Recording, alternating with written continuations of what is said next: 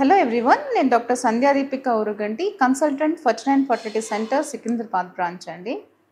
So నేను ఈరోజు మీతో గర్భకోశ ముఖద్వారానికి కుట్టు అంటే సర్వైకల్ ఎన్సర్క్లాజ్ దీని గురించి మాట్లాడతాను. అసలు సర్వైకల్ ఎన్సర్క్లాజ్ అనేది ఎందుకు చేస్తారు, ఎలా చేస్తారు, దానికి ప్రీ రిక్విజిట్స్ ఏంటి, దాని తర్వాత ఎలాంటి జాగ్రత్తలు తీసుకోవాలి, ఆ ప్రొసీజర్ ఏమైనా పెయిన్ఫుల్గా ఉంటుందా, ఇవన్నీ మీతో నేను డిస్కస్ చేస్తాను. గర్భకోశ ముఖద్వారం అంటే మామూలుగా యూట్రస్ అనేది ఇలా బాడీ అండ్ సర్విక్స్, ఈ పార్ట్ని గర్భకోశ ముఖద్వారం అంటాం, అంటే సర్విక్స్ అన్నమాట. సో నార్మల్గా ఒక ప్రెగ్నెన్సీ వచ్చినప్పుడు ఈ సర్విక్స్ అనేది క్లోజ్డ్గా ఉంటుంది టిల్ డెలివరీ వరకు ఇది ఓపెన్ అనేది అవ్వదు అనమాట. ఒకవేళ ఈ సర్విక్స్ స్ట్రాంగ్గా లేకపోతే, అంటే సర్వైకల్ ఇన్కాంపిటెన్స్ లేకపోతే ఇన్సఫిషియన్సీ అని అంటాం, అలాంటి పరిస్థితిలో ఇది ప్రీమెచ్యూర్గానే అంటే 5వ నెల 4వ నెల ఇలా ఎర్లీగానే ఇది ఓపెన్ అప్ అయిపోతుంది. సో అలా అయితే ప్రీమెచ్యూర్గా బేబీ డెలివరీ అయిపోతుంది అనమాట. సో ఈ ప్రాబ్లమ్ని సర్వైకల్ ఇన్కాంపిటెన్స్ అంటాం. సో ఈ ప్రాబ్లమ్ని మనం ముందుగానే ప్రిడిక్ట్ చేసి అది జరగకుండా ఆపే విధానంలోనే ఈ సర్వైకల్ స్టిచ్ అనేది వేస్తామన్నమాట. సో నార్మల్గా సర్వైకల్ లెంత్ 2.5 సెంటీమీటర్ కంటే తక్కువ ఉన్నప్పుడు ఈ సర్వైకల్ స్టిచ్ అనేది వేస్తాము. అంటే దాన్ని అల్ట్రాసౌండ్ ఇండికేటెడ్ సర్క్లాజ్ అంటాం. అంటే మనం స్కాన్ ద్వారా చూసి స్కాన్లో ఈ లెంత్ తక్కువ ఉంది కాబట్టి ఇది తొందరగానే ఓపెన్ అయ్యే అవకాశం ఉంటుందని స్టిచ్ వేస్తాము. ఇలా కాకుండా కొంతమందికి previous history of second trimester abortions అంటాం, అంటే 5వ నెల 4వ నెల 6వ నెల ఇలాగా ఎర్లీగా పెయిన్లెస్ అబార్షన్, సర్విక్స్ ఓపెన్ అయిపోయి బేబీ బయటకు వచ్చేసే హిస్టరీ ఉన్న పేషెంట్స్లో మనం ముందుగానే దాన్ని ప్రిడిక్ట్ చేసి నెక్స్ట్ కన్సీక్వెంట్ ప్రెగ్నెన్సీలో అలా జరగకుండా స్టిచ్ అనేది వేస్తాము. ఇంకా ఫైబ్రాయిడ్స్, అంటే ఎక్కువ ఫైబ్రాయిడ్స్ ఉన్న యూట్రస్ మీద ప్రెగ్నెన్సీ వచ్చినప్పుడు స్టిచ్ అనేది ప్రిఫర్ చేస్తాం, ఎందుకంటే వాళ్ళలో సర్వైకల్ ఇన్కాంపిటెన్స్ ఎక్కువ ఉంటుంది. అది కాకుండా యూట్రైన్ అనామలీస్, నార్మల్గా abnormal shapes abnormal sizes of uterus ఉన్నప్పుడు కూడా మనం సర్వైకల్ స్టిచ్ అనేది ప్రిఫర్ చేస్తాం. అది కాకుండా ట్విన్ ప్రెగ్నెన్సీస్, యూజువల్గా నార్మల్గా ట్విన్ ప్రెగ్నెన్సీస్ అన్నప్పుడు కూడా సర్విక్స్ అర్లీగా ఇన్కాంపిటెన్స్లోకి వెళ్ళే రిస్క్ ఉంటుంది కాబట్టి ట్విన్ ప్రెగ్నెన్సీస్లో కూడా మనం ఈ స్టిచ్ అనేది ప్రిఫర్ చేస్తాం.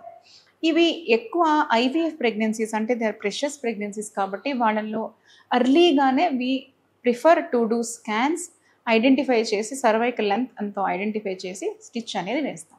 సో ఈ స్టిచ్ ఎలా వేస్తాము, ఏ రకాలు ఉంటాయి అన్నది కూడా నేను మీకు చెప్తాను.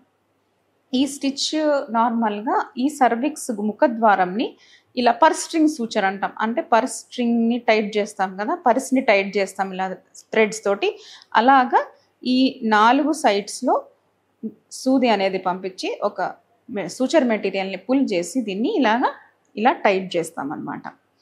నార్మల్గా రెగ్యులర్గా వేసే సూచర్ని మనం మెక్డొనాల్డ్ స్టిచ్ అంటాం, which is very commonly used, అందరికీ వేస్తాం అది. ఇంకొక సెకండ్ టైప్ ఆఫ్ స్టిచ్ అనేది శిరోద్కర్ స్టిచ్ అనమాట. అందులో ఏంటి, మనం ఇలాగ థ్రెడ్ వాడము, దాంట్లో టేప్ వాడతాం, మెర్సెయిన్ టేప్ అంటాం, ఆ టేప్ అనేది వాడి స్టిచ్ అనేది వేస్తాం. అండ్ అది కొంచెం హయ్యర్గా ప్లేస్, కొంచెం మెక్డొనాల్డ్ స్టిచ్ కిందన వేస్తే శిరోద్కర్ స్టిచ్ అనేది ఇంకొంచెం పైకి వేస్తాం అన్నమాట. కొంచెం పైకి వెళ్ళి మన యూరినరీ బ్లాడర్ని పైకి పుష్ చేసి అక్కడ స్పేస్ చేసి అక్కడ స్టిచ్ వేస్తాం. This is a very very strong stitch అనమాట. మెక్డొనాల్డ్స్ కంటే శిరోద్కర్స్ అనేది చాలా స్ట్రాంగ్ స్టిచ్. అండ్ ఫార్చునేట్లీ అది మన ఇండియన్ డాక్టరే ఇన్వెంట్ చేశారు, కనుక్కున్నారు ఆ స్టిచ్ని అనమాట. సో ఈ స్టిచ్ మామూలుగా జనరల్ అనెస్థీషియాలో వేస్తాము, పేషెంట్ సెడేటెడ్గా ఉంటారు, అండ్ మనం మొత్తం వెజైనా ద్వారా వేస్తాం. ఇది పొట్ట కోసి వేసే పద్ధతి కాదు, కింద నుంచే వేస్తాం అనమాట. సో చాలా సింపుల్ ప్రొసీజర్, 5-10 నిమిషాల్లోనే ప్రొసీజర్ అనేది అయిపోతుంది. తర్వాత అనెస్థీషియా నుంచి పేషెంట్ బయటకు వచ్చి ఇంటికి కూడా వెళ్ళిపోవచ్చు. సో ఈ స్టిచ్ వేసిన తర్వాత ఎలాంటి జాగ్రత్తలు తీసుకోవాలి అంటే, నార్మల్ రెగ్యులర్ యాక్టివిటీస్ చేసుకోవచ్చు, స్ట్రెనోస్ యాక్టివిటీస్ జనరల్గా అవాయిడ్ చేస్తే మంచిది. అండ్ నార్మల్గా మెడిసిన్స్ ఇంజెక్షన్స్ అనేవి తీసుకోవచ్చు, అండ్ రెగ్యులర్ కేర్ అనేది తీసుకోవాల్సి ఉంటుంది. స్ట్రిక్ట్ బెడ్ రెస్ట్ అయితే అవసరం ఉండదు, బట్ స్ట్రెనోస్ యాక్టివిటీస్ అయితే అవాయిడ్ చేయాల్సి ఉంటుంది అనమాట. సో ఈ స్టిచ్ చాలా 90% పేషెంట్స్లో ఈ స్టిచ్ వల్ల ట్రీట్మెంట్ అనేది సరిపోతుంది. కొంతమందికి ఇలా స్టిచ్ వేసినా కూడా రికరెంట్గా అబార్షన్ అనేది అవుతూ ఉంటుంది. అలాంటి వాళ్ళల్లో అబ్డామినల్ సర్క్లాజ్ అనేది వేస్తాం. అంటే లాప్రోస్కోపికల్గా దుర్బిన్ ద్వారా పొట్ట నుంచి వెళ్ళి ఇంకా పైకి సర్విక్స్ పై భాగంలో స్టిచ్ అనేది వేస్తాం.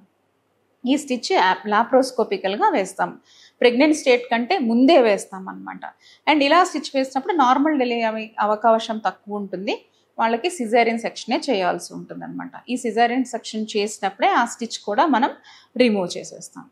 సో నార్మల్గా ఈ స్టిచ్ ఎప్పుడు రిమూవ్ చేస్తారు అంటే, ఒకవేళ వాళ్ళు నార్మల్ డెలివరీకి ట్రై చేస్తున్నప్పుడు 36 వీక్స్ తర్వాత ఎప్పుడైనా దాన్ని రిమూవ్ చేసేయచ్చు. ఒకవేళ సిజేరియన్ సెక్షన్ అయింది అంటే సిజేరియన్ సెక్షన్ అయిన వెంటనే కింద నుంచి వెజైనా ద్వారా వెళ్ళి ఆ స్టిచ్ మనం తీసేయచ్చు అనమాట. సో ఇది సర్వైకల్ ఎన్సెఫలాలజీ యొక్క procedure, indications and post procedure care. Thank you.